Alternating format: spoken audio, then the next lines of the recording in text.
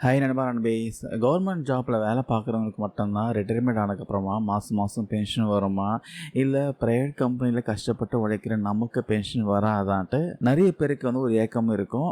ஆனால் உண்மையான விஷயம் என்னென்னா, நீங்கள் ப்ரைவேட் கம்பெனியில் ஒரு 10 வருஷம் வேலை பார்த்தாலே உங்களுக்கு மாதம் மாதம் பென்ஷன் கிடைக்கும். ஆமாங்க, இது எவ்வளோ கிடைக்கும், எப்படி கணக்கு போடுறாங்க, வாங்க டீட்டெயிலாக இந்த வீடியோவில் பார்க்கலாம். பொதுவாக இந்தியாவில் ப்ரைவேட் கம்பெனியில் வேலை செய்கிற ஊழியர்களுடைய எதிர்கால பாதுகாப்புக்காக இபிஎஃப்ஓ மூலமாக பிஎஃப் கணக்கு ஓப்பன் பண்ணி மாதம் மாதம் ஒரு தொகை பார்த்தீங்கன்னா சேமிக்கிறாங்க. இதில் ஊழியர் ஓய்வூதிய திட்டம், அதாவது இபிஎஸ் எம்ப்ளாயி பென்ஷன் ஸ்கீம் அப்படின்னு ஒரு திட்டம் இருக்குது. உங்கள் மாத சம்பளத்தில் இருந்து 12% பணத்தை பார்த்தீங்கன்னா பிஎஃப் அக்கௌண்ட்டுக்கு பிடிப்பாங்க இல்லையா. அதில் ஒரு சின்ன பகுதி, அதாவது 8.33% அதிகபட்சமாக பார்த்தீங்கன்னா ஒரு 1250 ரூபாய் வரைக்கும் உங்களுடைய இபிஎஸ் பென்ஷன் கணக்குக்கு போயிடும். அந்த பணம் தான் நீங்கள் ரிட்டையர்மெண்ட் ஆனதுக்கப்புறமா உங்களுக்கு மாதாந்திர பென்ஷனாக கிடைக்க போகுது. சரி, இந்த பென்ஷன் வாங்குறதுக்கான தகுதிகள் என்னென்னு பார்த்தீங்கன்னா, உங்களுடைய மாதாந்திர பென்ஷன் தொகையை எப்படி கணக்கு போடுவாங்க பார்க்கலாம். ஃபஸ்ட்டு விஷயம் 10 வருஷம் சர்வீஸ் பண்ணியிருக்கணும். நீங்கள் பென்ஷன் வாங்கணும்னா குறைஞ்சது 10 வருஷம் வேலை பார்த்துருக்கணும். அதாவது உங்கள் பிஎஃப் அக்கௌண்ட்டில் 10 வருஷம் பணம் கட்டியிருக்கணும். அச்சோ, நான் ஒரே கம்பெனியில் 10 வருஷம் வேலை பார்க்கலையே அப்படின்னு கவலைப்பட வேணாம்.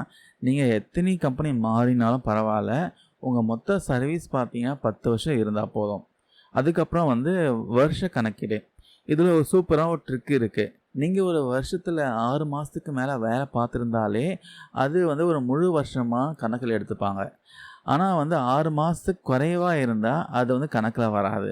உங்களுக்கு எவ்வளோ பென்ஷன் வரும்ன்ட்டு இபிஎஃப்ஓ பார்த்தீங்கன்னா ஒரு சிம்பிள் ஃபார்முலா வச்சு கணக்கு போடுறாங்க. அது என்னென்னு பார்த்தீங்கன்னா, சராசரி சம்பளம் இன்ட்டு வேலை பார்த்த ஆண்டுகள் டிவைடட் பை 70.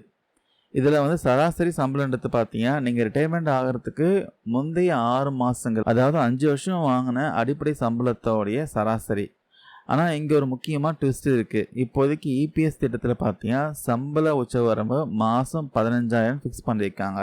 அதனால் நீங்கள் 1,00,000 ரூபாய் சம்பளம் வாங்கினாலும் பென்ஷன் கணக்கீடுக்கு 15,000 மட்டுமே எடுத்துப்பாங்க. இதை ஒரு சின்ன எக்ஸாம்பிள் வச்சு பார்க்கலாம். நீங்கள் ஒரு 10 வருஷம் வேலை பார்த்தீங்க வச்சுக்கோங்க. உங்கள் சராசரி சம்பளம் 15,000 வச்சுக்கோங்க. 15,000 இன்ட்டு 10 டிவைடட் பை 70ன்னு போட்டால் 2,143 ரூபாய் கிடைக்கும். அதாவது நீங்கள் 10 வருஷம் வேலை பார்த்துருந்தா உங்களுக்கு மாதம் மாதம் சுமார் 2,143 ரூபா பென்ஷனாக கிடைக்கும். நீங்கள் 20 வருஷம் 30 வருஷம் வேலை பார்த்துருந்தா இந்த தொகை பார்த்தீங்கன்னா இன்னும் அதிகமாகும். இதில் முக்கியமாக பார்த்தீங்கன்னா ஏஜ் லிமிட் இருக்குது. உங்களுக்கு 58 வயசு முடிஞ்சதுக்கு அப்புறம் தான் இந்த பென்ஷன் கிடைக்கும். இல்லை பாஸ், எனக்கு 50 வயசுலேயே பென்ஷன் வேணும்னு நீங்கள் நினச்சா வாங்கிக்கலாம். ஆனால் ஒரு சின்ன கண்டிஷன், 58 வயசுக்கு முன்னாடி நீங்கள் சீக்கிரமாக பென்ஷன் வாங்க நினச்சா ஒவ்வொரு வருஷத்துக்கும் 4% உங்களுடைய பென்ஷன் தொகையிலிருந்து கட் பண்ணிடுவாங்க. அதே மாதிரி நான் 10 வருஷம் வேலை பார்க்கல, நடுவில் வேலையை விட்டுட்டேன், என் பென்ஷன் காசு என்ன ஆகும்னு நீங்கள் கேட்கலாம். அப்படி கேட்டால் கவலை வேணாம். வேலை இல்லாத காலங்களில் படிவம் 10C ஃபார்ம் 10C அப்ளை பண்ணி உங்கள் பென்ஷன் கணக்கில் இருக்க மொத்த காசையும் நீங்கள் பார்த்தீங்கன்னா திரும்ப எடுத்துக்கலாம். ஆனால் இப்படி மொத்தமாக எடுத்துட்டா அப்புறம் மாதாந்திர பென்ஷன் பார்த்தீங்கன்னா வரவே வராது.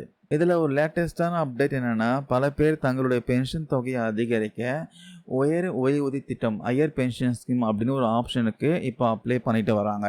இதில் சம்பள உச்சவரமான 15,000 தாண்டி உங்கள் உண்மையான சம்பளத்தின் அடிப்படையில் பிஎஃப் கணக்கில் இருந்து அதிக பங்களிப்பு செலுத்த நீங்கள் பார்த்தீங்கன்னா சம்மதிச்சு ரிட்டைர்மெண்ட் ஆனதுக்கு அப்புறமா உங்களுக்கு கிடைக்கின்ற மாதாந்திர பென்ஷன் தொகையும் பல மடங்கு உயரும். ஸோ அதுக்கப்புறம் முக்கியமான விஷயம், இப்போ கவர்மெண்ட் பார்த்தீங்கன்னா இந்த ப்ரப்போஸ்டு பென்ஷன் ஸ்கீம் இன்க்ரீஸ் பண்ண போகிற தகவல் வந்திருக்கு. கரண்ட் மினிமம் பென்ஷன் பார்த்தீங்கன்னா 1000 ரூபாய் பெர் மந்தாக இருக்குது. இப்போ என்ன ப்ரப்போசல் வச்சுருக்காங்கன்னா, இது 7,500 இன்க்ரீஸ் பண்ணணுன்ட்டு நாடாளுமன்ற குழு பார்த்தீங்கன்னா ஒரு ப்ரப்போசல் வச்சுருக்காங்க. இது யார் ரெக்கமெண்ட் பண்ணது பார்த்தீங்கன்னா, லேபர் யூனியன் பார்லிமெண்ட்ரி கமிட்டியை ரெக்கமெண்ட் பண்ணியிருக்காங்க. ஃபைனல் டிசிஷன் எடுக்கல. சீக்கிரமாகவே பார்த்தீங்கன்னா இபிஎஸ் 95 கீழே மினிமம் பென்ஷன் 7,500 மாறத்துக்கு வாய்ப்பு இருக்குன்னு சொல்கிறாங்க. ஸோ வெயிட் பண்ணி பார்க்கலாம். ஸோ மக்களே, ப்ரைவேட் கம்பெனியில் வேலை பார்க்குறவங்களுக்கு இந்த பிஎஃப் பென்ஷன் எப்படி வேலை செய்யுதுன்ட்டு உங்களுக்கு புரிஞ்சிருக்கும்னு நினைக்கிறேன். ஸோ இன்னொரு முக்கியமான விஷயம், இந்த வீடியோ பார்க்குறவங்க நீங்கள் எத்தனை வருஷம் பிஎஃப் சர்வீஸ் முடிச்சிருக்கீங்க, உங்கள் பென்ஷன் கணக்குக்கு பென்ஷன் எவ்வளோ வருதுன்ட்டு மறக்காம கீழே கமெண்ட்ஸில் பதிவு பண்ணுங்கள். தேங்க்யூ நண்பர்.